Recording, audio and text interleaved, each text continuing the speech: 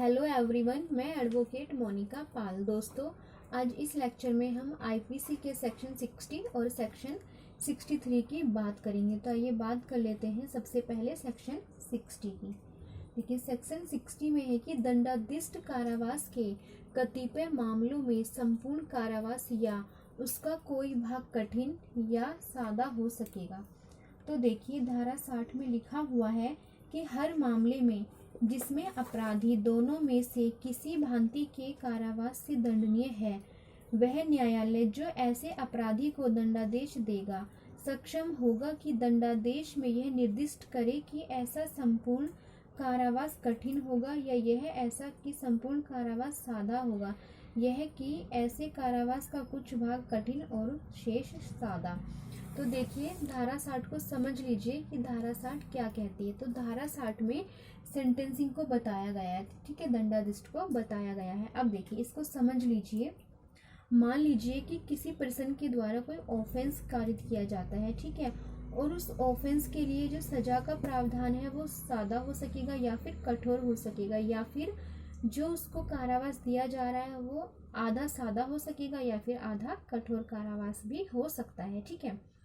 अब देखिए, जो ये धारा 60 है, धारा 60 यह कहती है कि जो कोई अपराध होता है और जो अपराध कारित किया जाता है, ठीक है, तो उस अपराध को आईपीसी 1860 में जिस सेक्शन में बताया गया है, उस सेक्शन की जो सेक्शन में लिखा हुआ है, दंड बताया गया उस सेक्शन और जो कोर्ट होगा यानी कोर्ट के विवेक पर निर्भर करता है, ठीक है।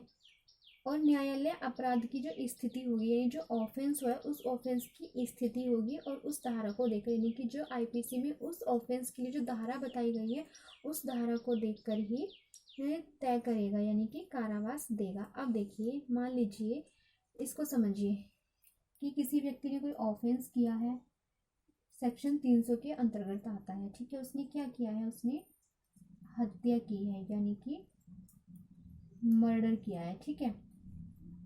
और जो हत्या है, मर्डर किस में आता है, धारा 300 में आता है, और इसको यहाँ पे धारा 300 में डिफाइन किया गया है। अब देखिए, 302 में इसके लिए दंड का प्रावधान किया गया है, ठीक है, यानी कि पनिशमेंट का प्रावधान किया गया है, पनिशमेंट बताई गई है। तो ऐसा तो नहीं है ना कि धारा 300 का अपराध उसने हत्या की है और आईपीसी के सेक्शन 300 में आती है ना, धारा 300 में आता है, 302 में दंड बताया गया है। तो ऐसा नहीं होगा कि कोर्ट उसको सादा कारावास दे, ठीक है, ये कोर्ट के विवेक पर भी निर्भर करेगा। तो कोर्ट क्या करेगा, उसको कठोर कारावास भी दे सकता है। अब देखिए, किसी व्यक्ति ने कोई अपराध किया यानी तुच्छ अपहानि कारित किया। तुच्छ अपहानि किस में आती है, आईपीसी के सेक्शन 95 में आती है, ठीक है। तो यहाँ पे 300 और 95 में तो कोर्ट अपने विवेक का इस्तेमाल करेगा, ठीक है। ये देखेगा कि जो अपराध हुआ है क्या वाकई वो कठोर कारावास के लिए है उचित है या फिर सादा कारावास के लिए उचित है। तो इसमें आईपीसी का सेक्शन देखा जाएगा और कोर्ट का अपने विवेक का यूज करेगा कि उसको कौन सा दंड देना है। तो ऐसा नहीं होगा कि उसने व्यक्ति ने अपराध तो किया है धारा 95 का और कोर्ट ने उसको कठोर कारावास दे दिया, तो ऐसा तो नहीं होगा ना। तो जो 95 का अपराध है उसके लिए तो ये तुच्छ अपहानि कारित करने वाला कार्य है, तो इसके लिए कोई दंड नहीं दिया जाता है। और जो धारा 300 है और 302 में दंड बताया गया है, तो हो सकता है कि कोर्ट उसको कठोर कारावास दे, ठीक है। अब देखिए,